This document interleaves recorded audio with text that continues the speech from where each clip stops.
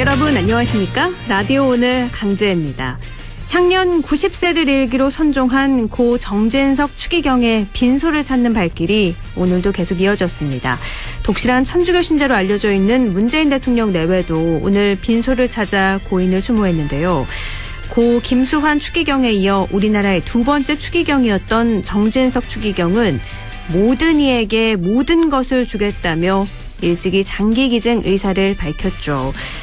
그의 평소 뜻대로 선종 직후 각막이 기증됐고요. 또 통장 잔액 800만 원도 의료진과 병원에서 수고한 분들을 위해 써달라는 유지를 남겼습니다. 이미 전 재산을 무료 급식소 명동 밥집과 또 선교 장학회에 기증한 탓에 잔액이 800만 원밖에 되지 않았는데요. 비록 800만 원의 유산이지만 그 어떤 부자보다도 더 크고 많은 유산을 우리에게 남긴 것처럼 느껴집니다. 4월 29일 목요일 라디오 오늘 광고 듣고 시작합니다.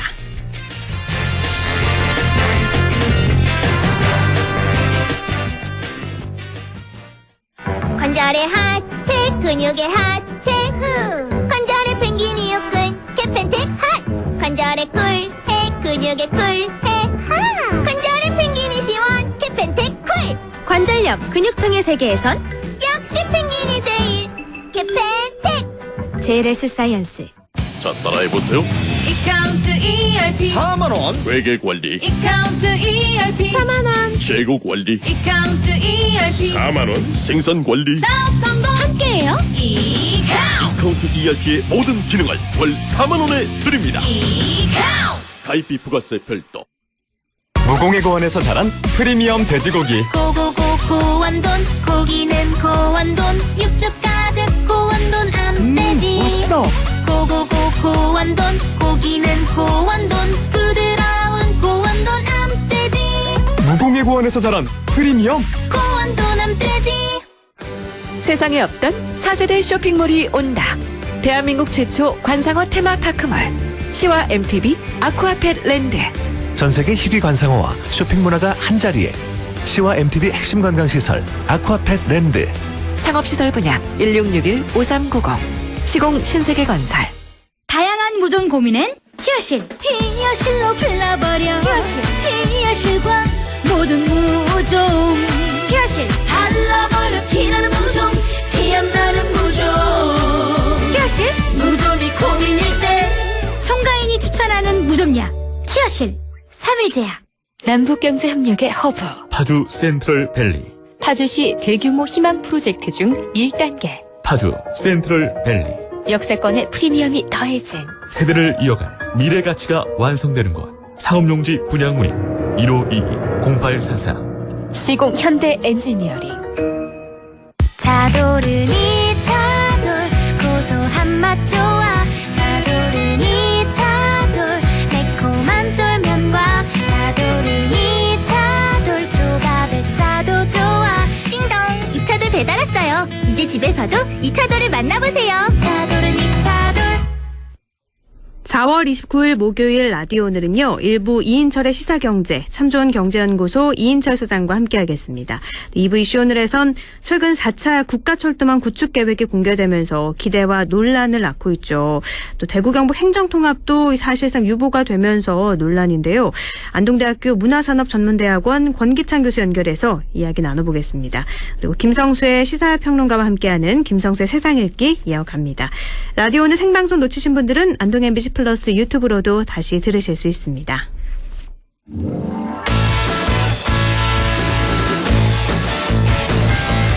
이인철의 시사경제, 경제 이슈 짚어보겠습니다. 참 좋은 경제연구소 이인철 소장입니다. 소장님 안녕하세요. 네, 안녕하세요. 네, 반가운 소식이 있어요. 아시아개발은행이 올해 우리나라의 성장률, 경제 성장률 전망치를 상향 조정했다고요? 그렇습니다. 경기 회복 속도가 점점 빨라지고 있습니다. 우리 경제가 1분기에 깜짝 성장했다라는 소식이 전해진 데 이어서 네. 아시아개발은행 ADB가 올해 우리나라의 성장률 전망치를 3.5%로 상향 조정을 했습니다. 네. 넉 달 전 지난해 12월 전망치 3.3%에서 0.2%포인트 올린 건데요.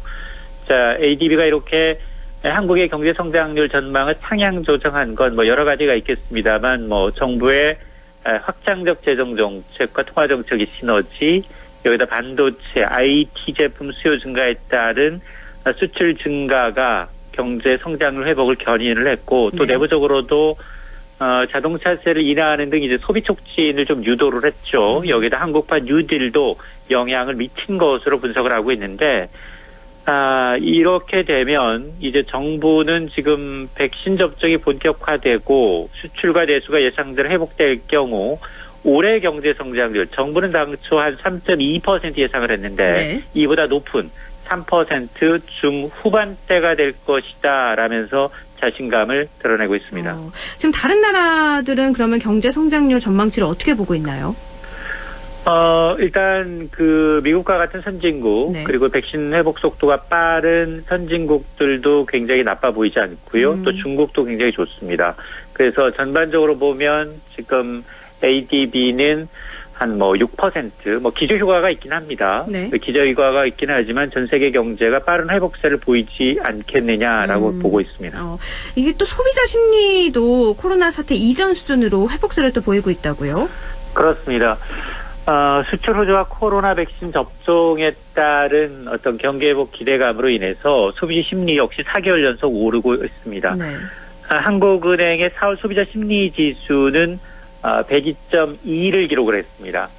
3월에 비해서 1.7포인트 높아졌는데 이 지수는 100을 기준으로 해서 100을 웃돌면 소비 심리가 낙관적이다라는 걸 의미하고요. 100을 하회하면 비관적이다라고 해석될 수 있는데 소비자 심리 지수는 코로나 사태가 발생했던 지난해 1월 이후에 계속해서 100, 기준선 100을 밑돌았습니다.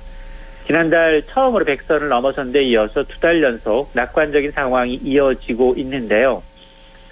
이 지수는 소비자들한테 현재 생활 형편뿐만 아니라 앞으로 가계 수입 전망, 소비 지출 전망, 네. 현재 경기 판단을 어떻게 하고 있는지 등을 이용해서 산출을 하게 되는데 뭐 이렇게 되면 지금 뭐 1분기 성적표도 나쁘지 않았습니다만 빠른 경기 회복 기대감이 반영이 되게 되면 특히나 코로나 접종 속도가 조금 백신 접종 속도가 좀 빨라지게 되면 보복 소비로 인한 소비 심리 상승세가 좀 더 이어지지 않겠느냐라고 이제 기대를 하고 있습니다. 이 경제 성장률 전망치가 항상 이렇게 높게 나왔지만 사실 국민들이 체감하기에는 경기가 아직 많이 힘들다 이런 의견이 많잖아요. 그런데 맞습니다. 소비자 심리 지수가 높다는 건 이제 소비자들도 그냥 일반 국민들도 체감하는 경기가 좀 좋아진다 이렇게 봐도 되는 건가요? 그렇습니다. 지금 2개월 연속 기준선 100을 웃돌고 있다는 건 그동안은 사실은 이런 그 실물 지표 특히나 수출이 좋아졌다 그리고 내수 소비가 좋아졌다라고 하더라도 체감 경기가 그렇게 좋지는 않았습니다. 네. 여전히 뭐 사회적 거리두기가 유지가 되고 있고요. 또 실질적으로 뭐 지금 조선이 굉장히 호황을 보이고 있는데 거제도에 가보시게 되면 도크가 이제 그 작업자들이 별로 많지 않습니다. 자, 이런 것들이 시차를 두고 좀 개선될 여지는 있지만 지금 당장에 어떤 경기 회복을 기대하는 분들한테 대해서는 실망스러운 소식일 수도 있겠습니다만 그럼에도 불구하고 어쨌든 전 세계적으로 비슷한 상황이고 그런 가운데 경기 회복 속도가 선진국에 비해서 빠르다라는 거는 상당히 좀 고무적이라는 생각이 듭니다. 앞으로도 큰 이변이 없는 한 경기는 좀 파란불로 봐도 되는 거고요. 그렇습니다. 알겠습니다. 또 이건희 삼성그룹 회장의 상속세가 어느 정도일까 이목이 집중이 됐는데 12조 원 이상으로 확정이 됐어요. 뭐 우리나라는 물론이고 전 세계적으로도 이게 역대 최고 수준이라고요. 맞습니다. 지금 상속 재산만 26조 원대예요. 최고세율 50%를 적용하다 보니까 한 12조 원대 상속세를 납부해야 하는데 주식만 19조 원이고요. 네. 미술품은 감정가 기준 한 3조 원대, 현금과 부동산을 합치게 되면 26조 원대 상속을 받았습니다. 네. 여기에 대해서 12조 원은 상속세로 정상적으로 납부를 하고 그리고 감염병과 이 소아암, 희귀질환 극복에 1조 원을 기부하겠다라고 밝힌 겁니다. 말씀하신 것처럼 지금 뭐 국내외를 막론하고 지금 12조 원의 상속세는 뭐 전 세계적으로 유례가 없고요. 네. 지난해 우리나라 상속세의 한 4배에 달하고 과거 이제 스티브 잡스가 굉장히 많은 상속세를 낸 것으로 전해졌는데 28억 달러입니다. 네. 환산하면 약 3조 한 4천억 원 정도여서 이번 삼성가가 거의 4배에 달합니다. 그리고 또 하나가 이제 가장 관심을 갖던 게 이제 이건희 회장의 컬렉션이라고 하는 개인 소장 미술품인데요. 네네. 23,000여 점이에요. 그냥 박물관 하나 차려도 남을 정도입니다. 네. 여기에는 국내에서도 굉장히 희귀한 것들, 보물급, 국보급 화재 한 60여 점이 있는데, 겸재 정선 선생의 인왕제색도를 비롯해서, 뭐, 피카소, 모네, 국내외에서, 뭐, 루브르 박물관급의 이제 이 미술품이 지금 기부가 돼서, 굉장히 화제를 모으고 있고, 또, 지배구조와 관련해서는 가장 관심을 모았던 게 과연 유족관 상속 지분에 어떻게 배분될 그쵸. 거냐였는데 네. 이에 대해서는 입장을 밝히지 않았습니다. 그러니까 이 회장 재산 분할이 어떻게 될지 이것도 굉장히 지배 구조에도 그룹 지배 구조에도 큰 영향을 미쳐서 궁금해했고 중요한데 그러니까 유족관 상속 재산 분할 방식은 공개가 되지 않은 거죠. 맞습니다. 알겠습니다. 그럼 12조 원에 달하는 상속세 어떻게 낼지 윤곽이 또 드러났잖아요. 예, 맞습니다. 네. 일단 5년간 6회에 걸쳐서 분할 납부합니다. 12조 원을 6번 납부한다 하더라도 2조 원씩 납부를 해야 되고요. 네. D-Day, 바로 내일이 1차 2조 원을 납부해야 되는 날입니다. 네. 그러다 보니까 지금 1차 재원은 그나마 삼성전자가 올해 특별 배당을 해서 일가가 한 1조 3천억 원 배당금을 받은 상황이고 그리고 현금성 자산 여기다 주식을 담보로 한 5천억 원가량 대출을 받은 것으로 알려져서 1차는 뭐 그럭저럭 납부하는데 문제가 없어 보이지만 네. 2차 이후에 매년 2조 원씩 내야 합니다. 이게 뭐 유례가 없다 보니까 지금 뭐 삼성전자가 계속해서 잘 나가면서 특별 배당할 수 있는 여력이 될지는 미지수이기 때문에 2차부터는 좀 대출이나 주식 매각을 통한 상속세 지원이 마련되지 않겠느냐. 어차피 장자 우선주의로 이재용 부회장한테 삼성전자, 생명 등 이제 계열사의 주요 지분이 갈 텐데 지배구조와 좀 무관한 주식을 매각하지 않겠느냐라는 관측도 나오고 있습니다. 또 궁금한 건요. 세계적으로도 굉장히 이례적이라고 하셨잖아요. 근데 이건희 삼성그룹 전 회장이 전 세계적으로 재산이 가장 많은 건 아닌데 상속세가 왜 이렇게 많이 나온 거예요? 우리나라는 이 최고 상속세율이 50%고요. 네. 그리고 최대 주주가 상속하면 경영권 프리미엄을 감안해서 20% 할증됩니다. 네. 그래서 한 60% 세율을 매기고 있는데 이게 일본을 제외하고 전 세계에서 두 번째로 높은 수준입니다. 네. 예를 들어서 10조 원을 상속을 했다, 10조 원의 회사다 그러면 뭐 거의 한 6조 원 가까이를 첫해 내고요. 네. 또 두 번째 남은 5조 원에서 또 2.5조 원을 또 내고 이러다 보면 세 번 상속하면 10조 원대 회사 하나가 사라진다라는 얘기가 나올 정도로 지금 논란이 되고 있어서 네.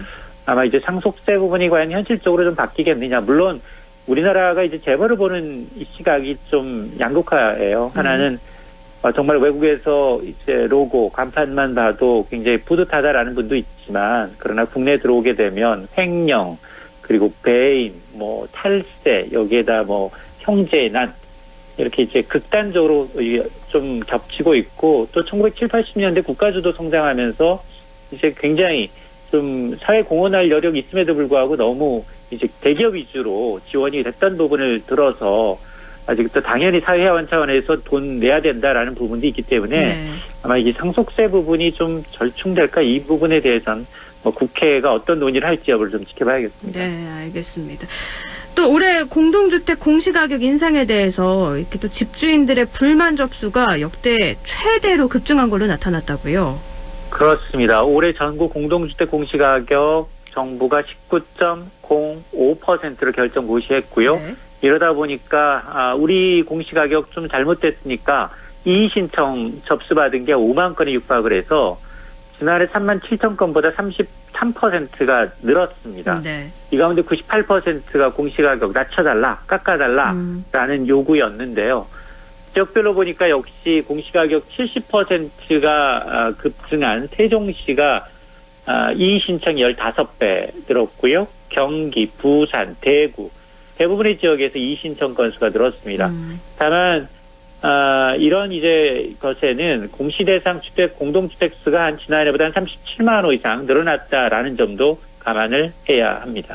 그러면 이렇게 불만사항이 접수가 됐는데 공시가격을 낮춰달라는 거잖아요. 집주인들의 요구가 그럼 좀 어느 정도는 받아들여졌나요? 제출된 의견 4만 건 가운데 한 2,400여 건, 조정률은 5%입니다. 네.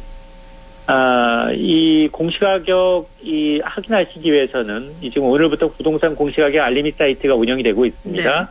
네. 여기에 보면 또 공동주택이 위치한 시군, 구청, 민원실에서도 오늘부터 확인이 가능한데 공시가격에 그래도 이의가 있다라고 하면 다음 달까지 이의신청서를 제출하면 되고요. 네. 그리고 오늘 또 그동안 좀 깜깜이다.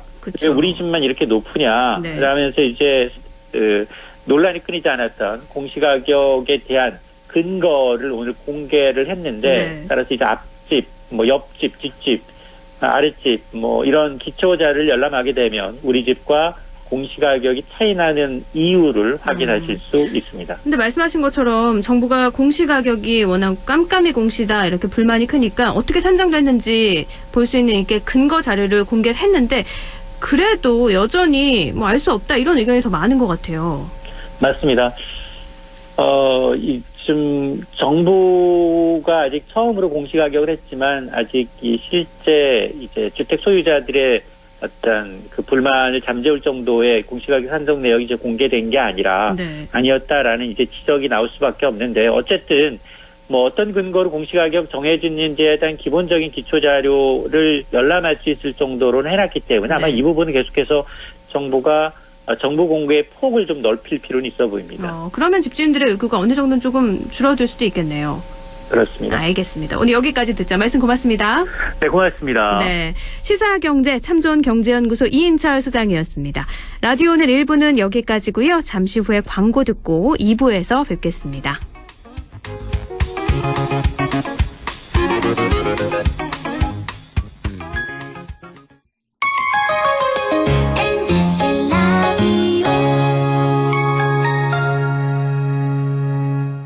할인점보다 더 실속 있고 편의점보다 더 편리하게 살 수 있는 곳, 시장보다 더 정이 넘치고 백화점보다 더 품격 있는 곳, 이런 곳이 없을까요? 네, 우리 동네 우리 할인점 펀마트가 있습니다.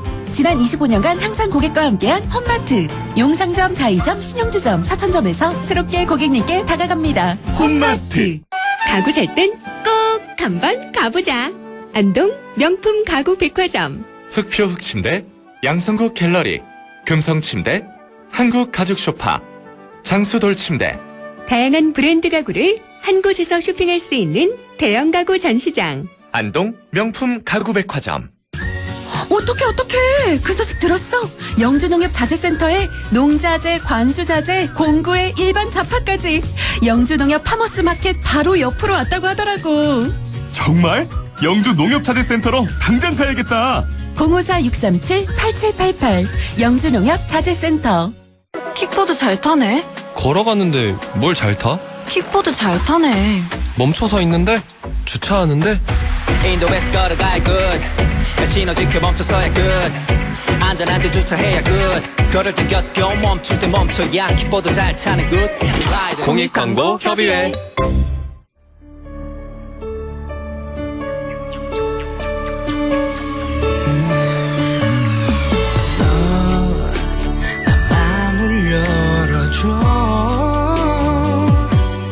다가가 나 속삭이도록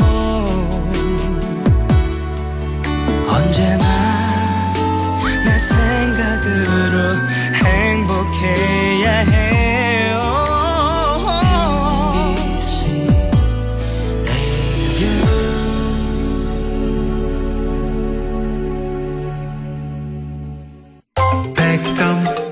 MBC 라디오.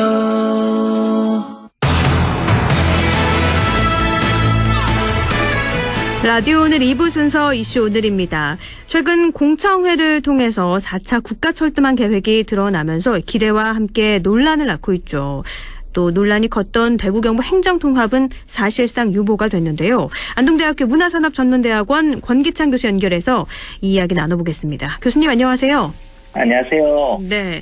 지난 22일이었죠. 제4차 네네. 국가철도망 구축계획 수립연구공청회에서 국토교통부의 구축계획안이 발표가 됐습니다. 네, 그렇습니다. 네. 향후 10년간 지방 대도시권을 중심으로 이 광역 철도망이 깔려서 또 전국 주요 노선을 고속화해서 전국에는 2시간대 이동이 가능해진다는 건데 네네. 4차 국가철도망 구축계획안 어떻게 보셨어요? 네. 교통 인프라는 국토의 균형 발전이라든지 또 지방 소멸 문제를 해결하는 데 있어서 정말 중요한 요소 중에 하나거든요. 네. 이번 4차 국가 철도망 구축 계획이 완성이 되면은 전국이 2시간 이내로 접근이 가능하게 되고 또 일생활권이 현실화가 되는 겁니다. 네. 근데 문제는 이와 같은 꿈이 언제 실현되느냐의 문제거든요. 네. 우리가 많이 겪어왔는데 계획대로 끝나는 경우도 많고 또 그 계획이 실현되는데 엄청난 시간이 걸리는 경우가 있어요. 네. 그래서 이러한 계획들이 좀 하루빨리 실천될 수 있도록 노력하는 것이 더욱더 중요하다고 생각이 됩니다. 그 계획은 좋지만 이 계획이 얼마나 빨리 가능할까 그렇죠. 그게 네네. 중요하다고요. 네네. 또 교수님께서는요. 이 문경 점촌과 도청 신도시, 안동 대구 또 경북 통합신공항 대구 이렇게 신설 노선이 반영돼야 한다고 주장을 하셨잖아요. 네, 그렇습니다. 근데 이 부분이 추가 검토 사업으로 또 포함이 됐어요? 네, 일단 의성 대구는 신규 사업으로 확정이 되었고요. 네. 점촌 안동은 이제 추가 검토 사업으로 반영이 됐는데 좀 구체적으로 설명을 드리면은 네. 4차 국토 철도망 계획에 경부선인 서대구역에서 통합신공항을 경유해서 중앙선 의성역까지 연결하는 대구 경북선 66.8km는 신규 사업으로 선정이 되었고 네. 경북 도청 이전에 따른 10만 자족 도시를 성공적인 안착을 위해서 점촌 안동선이 이번 4차 계획 기간 내에 착수 사업으로 전환이 가능한 추가 검토 사업으로 선정이 된 거죠. 네. 그래서 우리 대구 경북에서는 하루빨리 점촌 안동선이 신규 사업에 반영이 될 수 있도록 또 적극적으로 노력을 해야 되고요.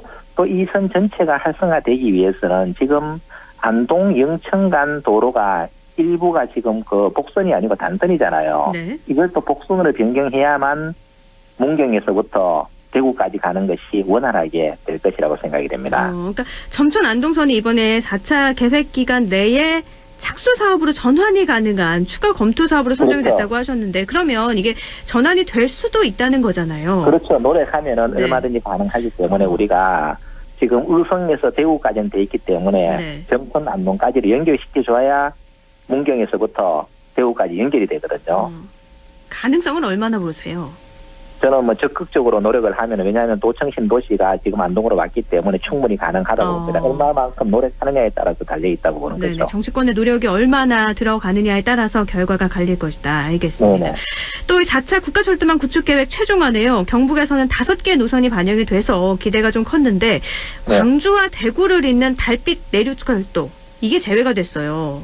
네, 맞습니다. 일단 대구와 경북의 요구사항이 대부분 반영됐다는 것은 정말 다행스러운 일이에요. 그래서 이철우 경북도지사와 권영민 대구시장의 노력이 정말 좀 많은 노력이 있었기 때문에 가능했던 것이라고 보고요. 네. 특히 대구와 강주를 연결하는 196.6km의 달빛 내륙철도의 경우는 지금 착수 사업으로 전환 가능한 추가 사업으로 검토되어 있는데 이걸 항상 경제성 중심으로만 평가할 것이 아니고 국토의 균형 발전 차원에서 검토가 돼야 되고요.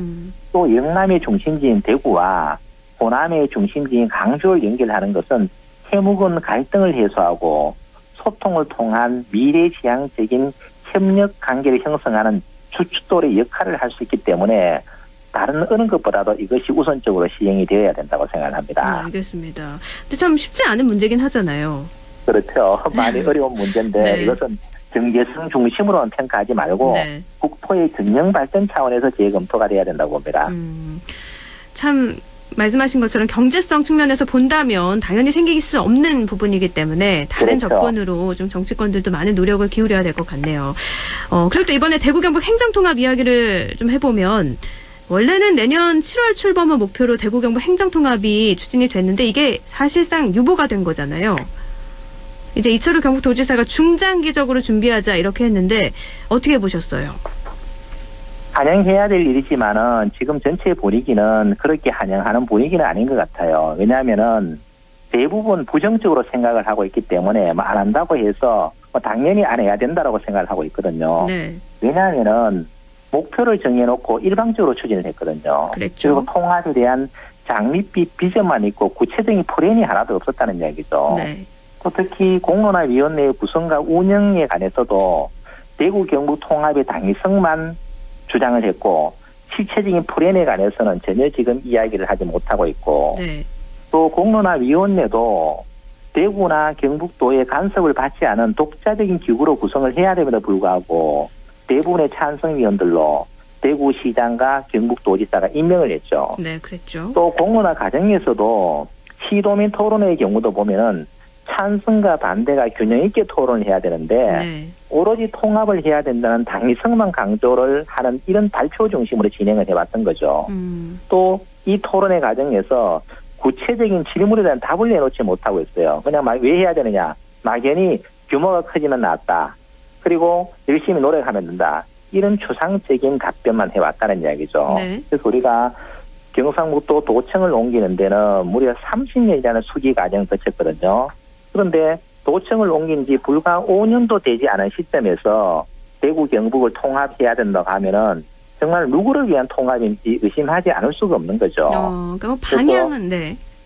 그렇죠. 그 대구 경북의 통합의 목적이 도청 이전 목적과 똑같아요. 말만 조금 다를 뿐이에요. 그래서 이제는 이와 같은 공허한 논쟁은 좀 그만둬야 된다. 이제 정말 대구 경북이 상생 발전할 수 있는 대안을 만드는 것이 무엇보다 중요하다고 생각합니다. 저는 방향은 뭐 맞을 수 있지만 방법과 과정에서 문제가 있었다 이렇게 봤는데 또 끝으로 가면서 방향도 틀렸다 이렇게 들리는데. 네, 그렇습니다. 방향 자체도 잘못됐다. 네네. 알겠습니다.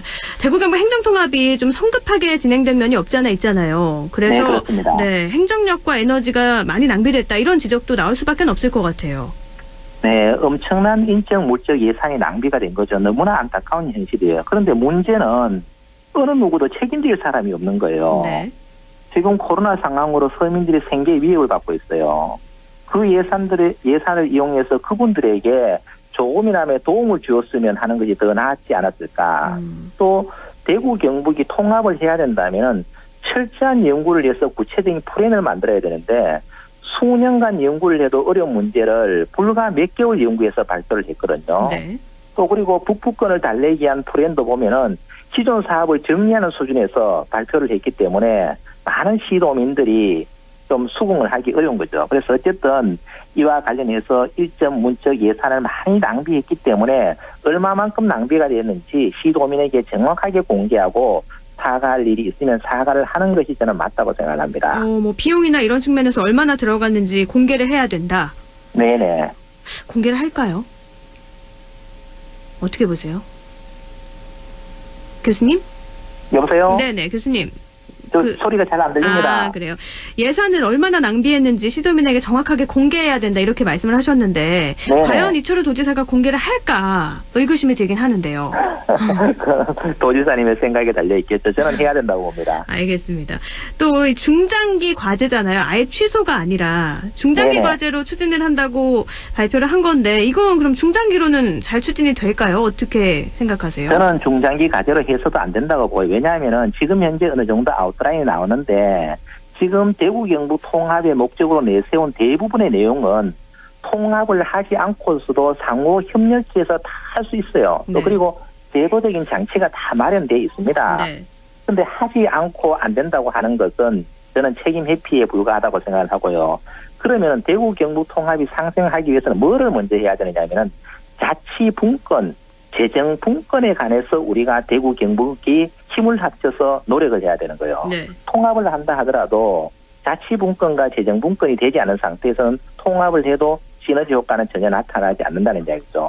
그리고 대구 경북 통합의 문제는 대구 경북만의 문제가 아니고 우리나라 전체 행정구역 개편과 맞물려 돌아가는 거거든요. 네. 그래서 대구 경북만을 위해서 특별한 지위를 부여해 준다는 그 자체가 현실적으로 불가능하다고 봅니다.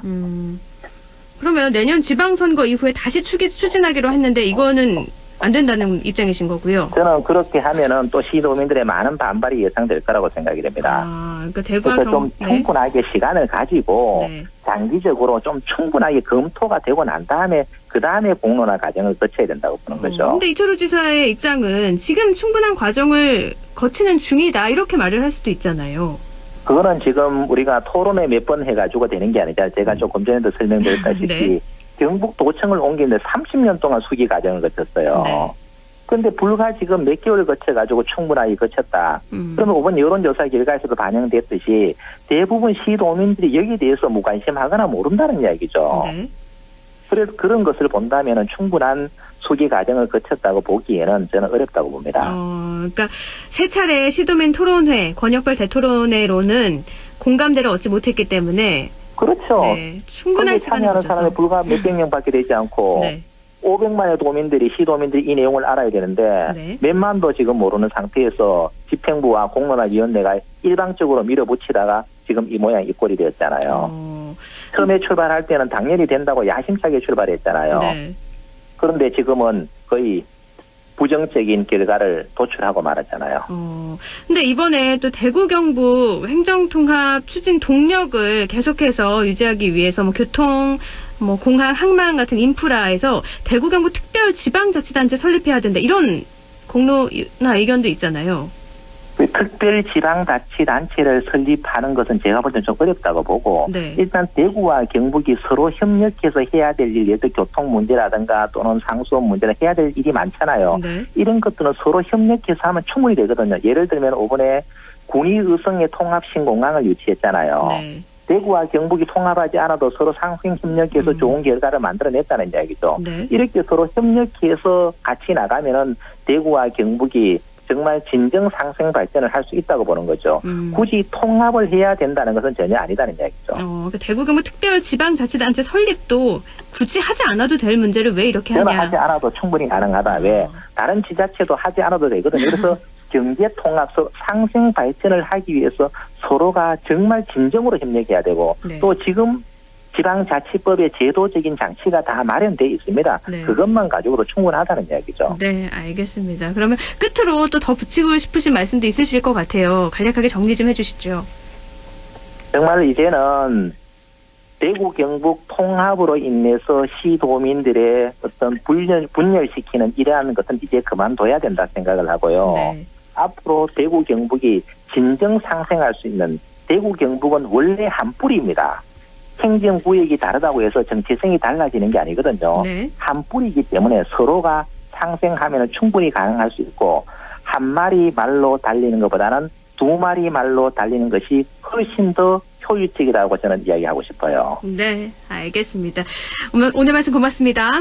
네, 감사합니다. 네, 안동대학교 문화산업전문대학원 권기창 교수였습니다. 라디오 오늘에서는 청취자 여러분의 참여를 기다리고 있습니다.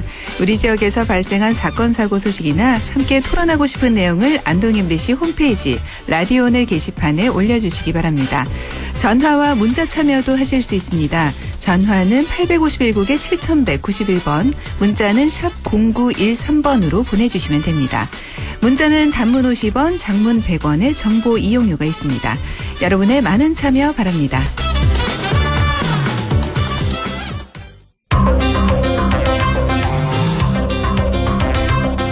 김성수의 세상 읽기 김성수 시사평론가와 함께합니다. 안녕하세요.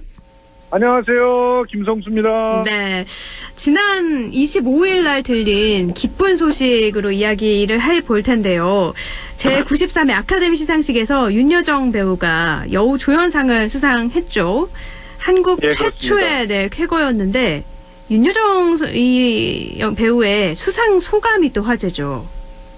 예, 요즘은 윤며들고 있다는 표현을 가도 쓰는데요. 윤여정 배우의 인생과 삶의 철학에 모두가 물들고 있어서 윤여정 배우가 스며들고 있는 요즘을 경험을 하고 있는데요.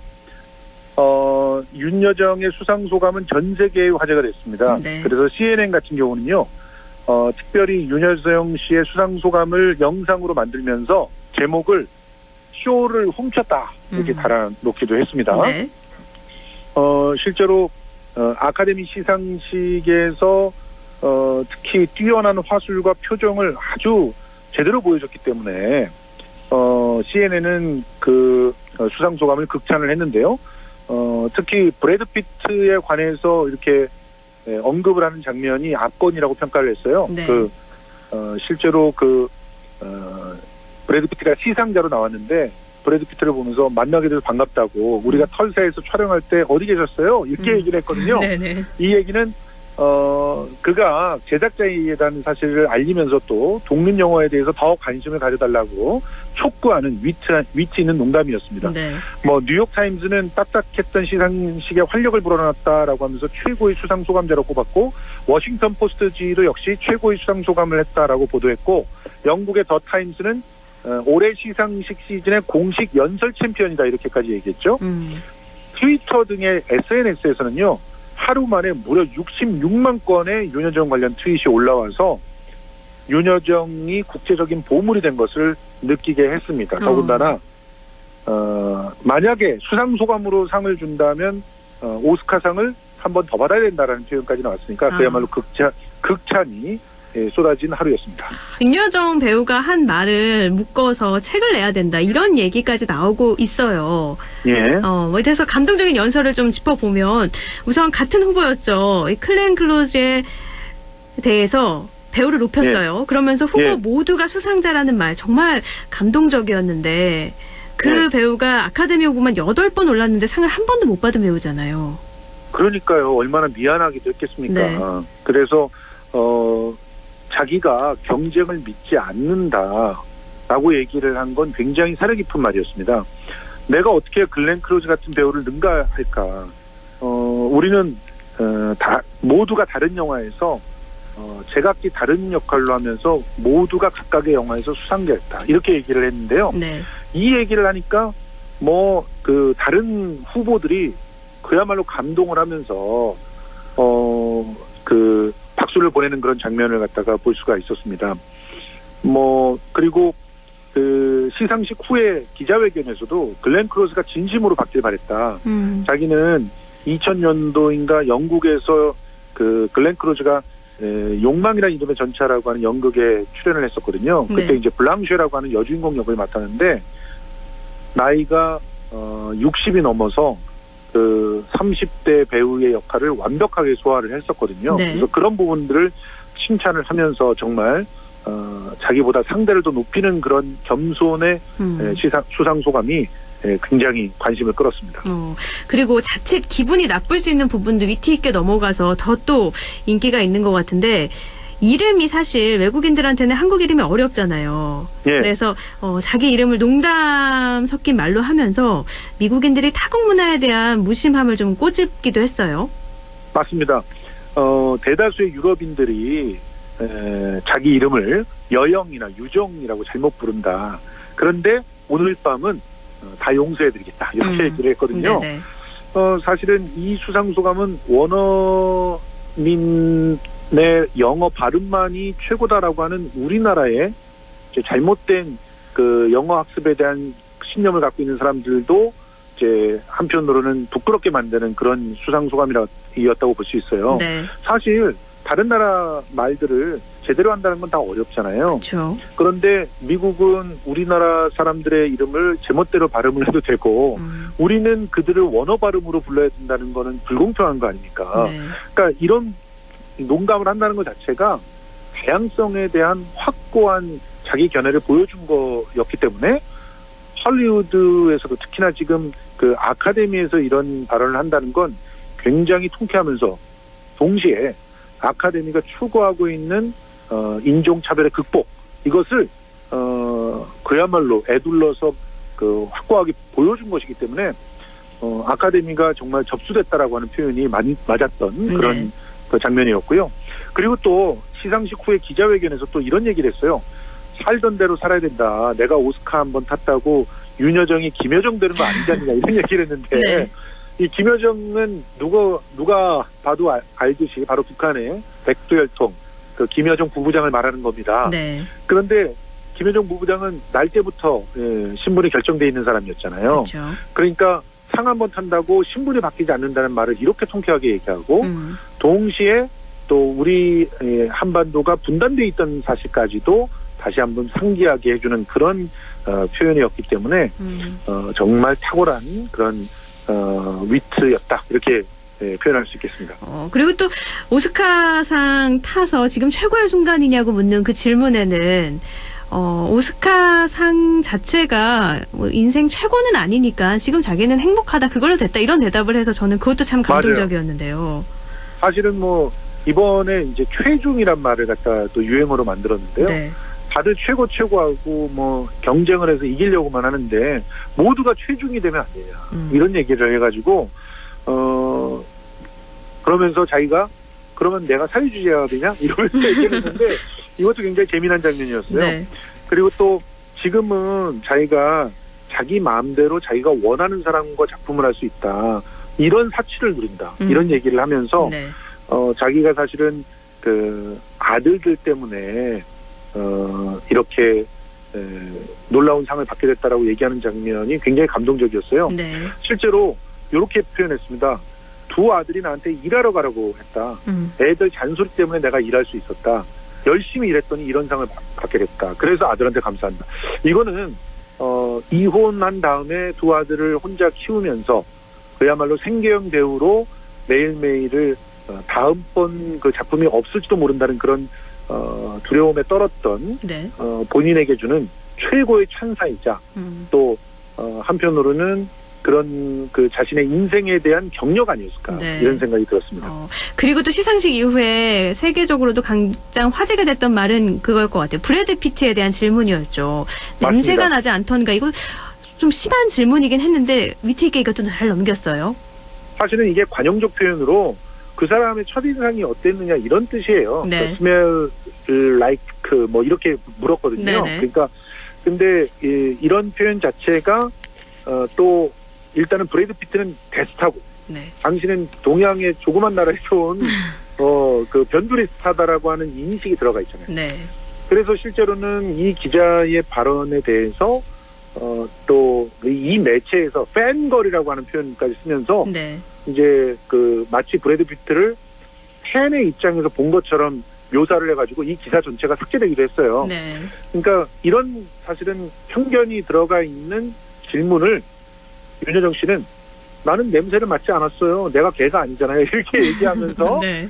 좌중을 웃기면서 또 기자도 부끄럽게 만들고 동시에 그런 어떤 차별적인 시선까지도 확고하게 극복하는 그런 모습을 보여서 더욱더 인정을 받았습니다.